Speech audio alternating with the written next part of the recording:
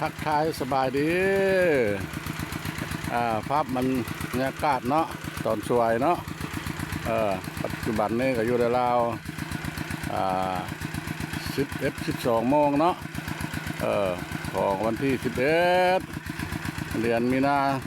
2026ทางพ่อบ้านพะเลาะเราได้มาเก็บภาพบรรยากาศในท่านผู้ชมหูเห็น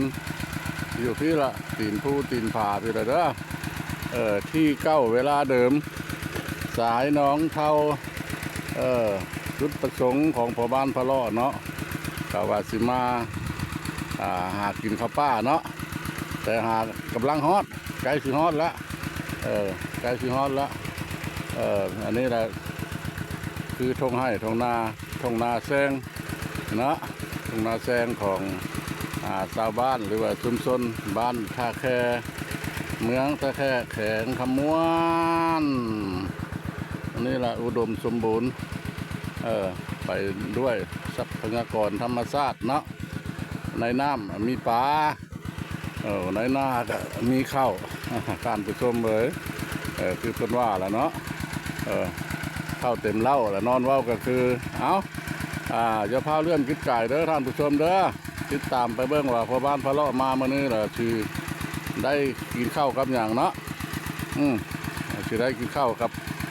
แกงปลาคือเก้าอันบอกเลยว่าคือได้กินกับแก้วกำลังชิลงน้ำ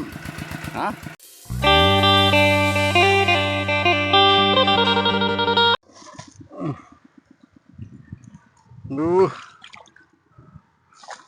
ใส่มองก่อนท่านผู้ชมเอ้ย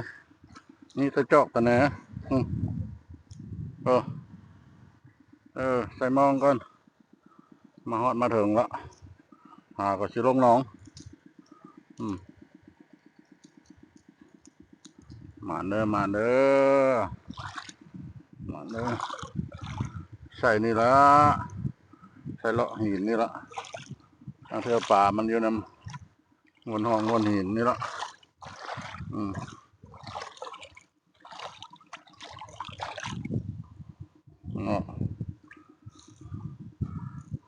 ชีวิตของวิถีชีวิตของพ่อบ้านพาเลาะหาปูหากินปลาตามห้วยห้องคลองบึงท่านผู้ชมปัดกระงูขึ้นมาเนาะนี่เนาะ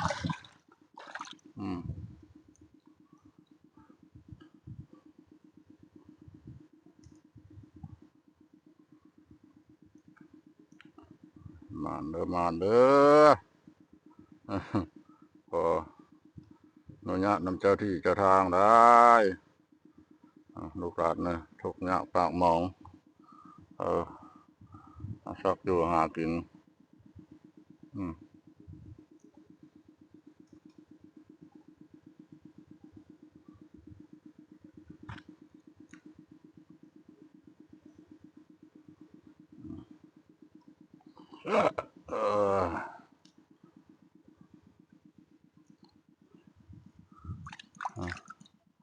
ผูกเฉยๆนะมันมีบรรผูกอันเสริมนะเกาะสักทีบ่วานแหเมื่อกี้นี่แหละใส่มองท่านผู้ชมเลยใส่มองกับบ่ได้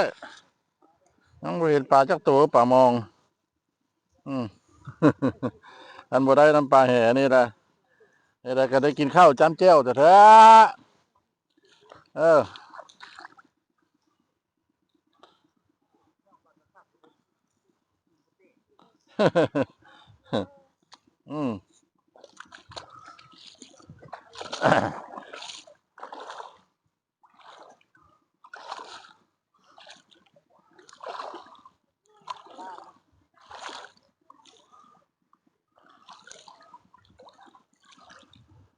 สิความ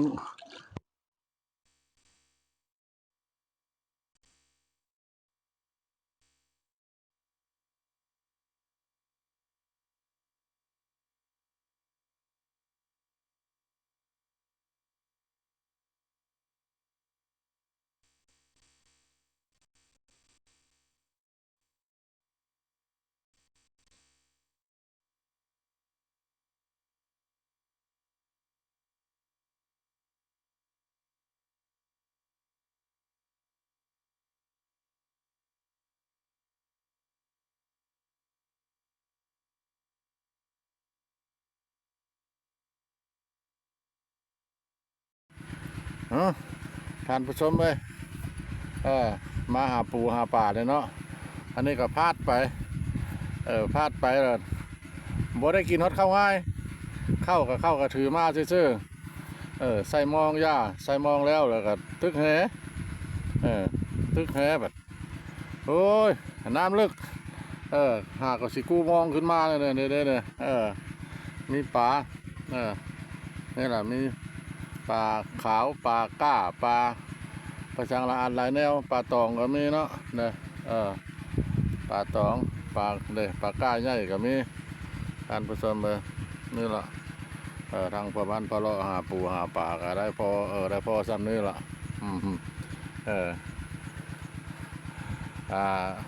เมามัวแต่หาปลาหลายเนาะ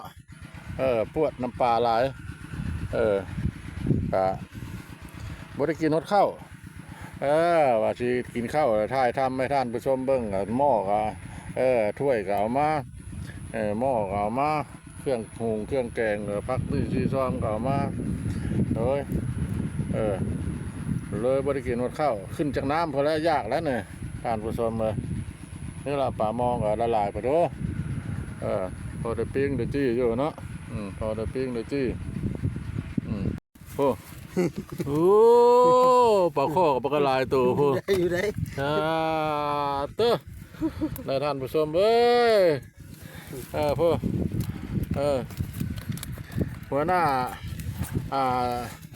สุกันเพิ่นนะสุกันจันได้เฮืองพู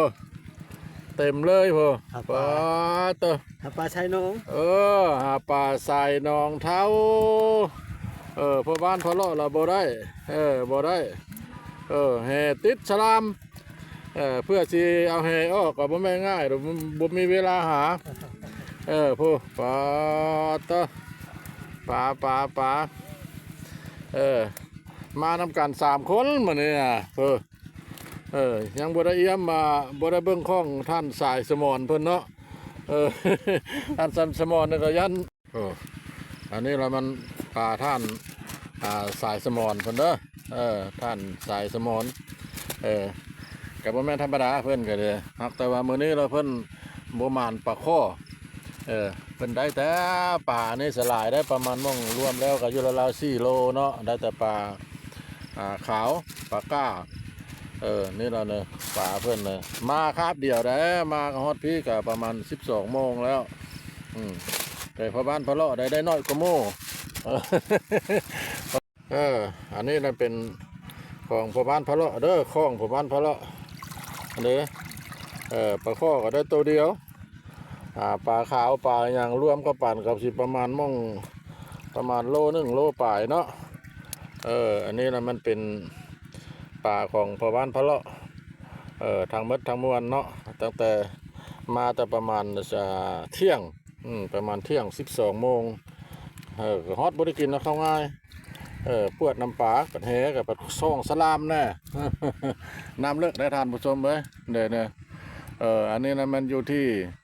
สายหนองเท่าแม่น้ำหลักๆของเมืองทักแขกแขวงขมวนเนาะมีหินหินเป็นโง่นเป็นอันนั้นอยู่โง่นน้อยโง่นใหญ่ป่ามันก็อยู่นะฮั่นละอยู่นะขี้หินนั่นละ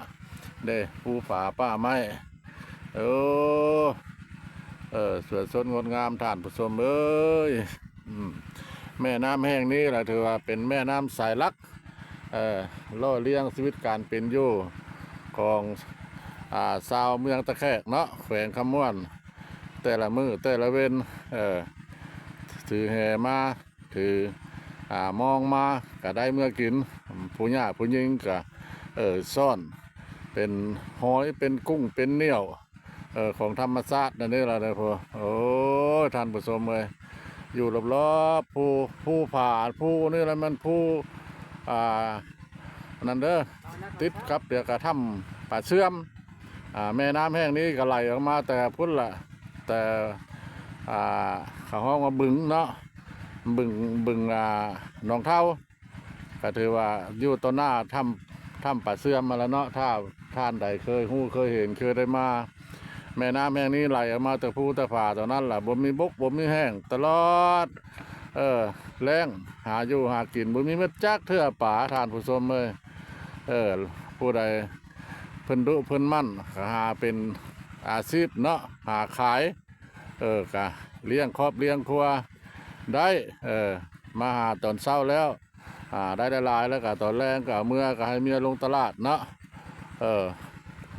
รูปูป่าบ่มีเม็ดจักเทื่อป่ามันออกมาจากขุนเด้อออกมาจากขุนออกมาแต่แป๋วมันออกมาจากภูจากป่าเด้อ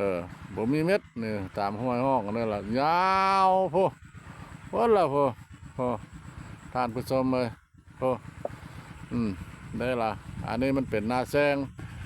แต่ละเจ้าผู้เด้ออันนี้ก็เจ้านึงไปทางนี้ก็เจ้านึงอันนี้นะมันเพิ่นเว้าว่าธรรมชาติแบบอุดมสมบูรณ์เนาะอันในน้ำก็มีป่าไผดุไผมั่นก็หากินในนาก็มีข้าวสมมติว่าอย่างมาเกี่ยวข้าวเนาะมันใกล้สิเกี่ยวแล้วหากเอามองใส่ไว้ตื่นเช้ามาเอากับพยายามกับป่าก็ได้แล้วบ่เดินไปน้อยได้เถอะละโล2 โลได้มากับเกี่ยวข้าวนอกเหนือจากว่าบ่ยากป่าเนาะกินทุกมื้อทุกวันหลายแล้วเฮากับบ่ยากเลยจังเปลี่ยนอาหารคันว่าอยากคันบ่เปิดปลาแล้วกินทุกมื้อนี่ก็บ่ได้เสียเงินท่านผู้ชมอยู่เฉพาะแขวงขมวนเด้อเมืองท่าแค่แขวงขมวนขึ้นกับบ้านท่าแค่เอาเนาะการถ่ายทำเก็บภาพบรรยากาศหาปูหาปลาแล้วก็บรรยายอันนี้ก็สิทางเบ็ดทั้งมวลก็สิพอประมาณนั้นล่ะเนาะค่ำแล้วเดี๋ยวนี้ก็สิฮอด5 โมงแล้วแล้วก็สิได้ลบเล่าเต้าขึ้นเมื่อซานเนาะมือไม่จังว่ากันเอาขออนุญาตนำท่านเนาะภายในหรือต่างประเทศขอโจ๊กคลิปนี้ไว้เพียงซ้ำนี้โอกาสหน้าจะพาท่านผู้ชมไปหู้ไปเห็นอีกหลายๆบ่อนเนาะคำว่าสบายดีสวัสดีบ๊ายบาย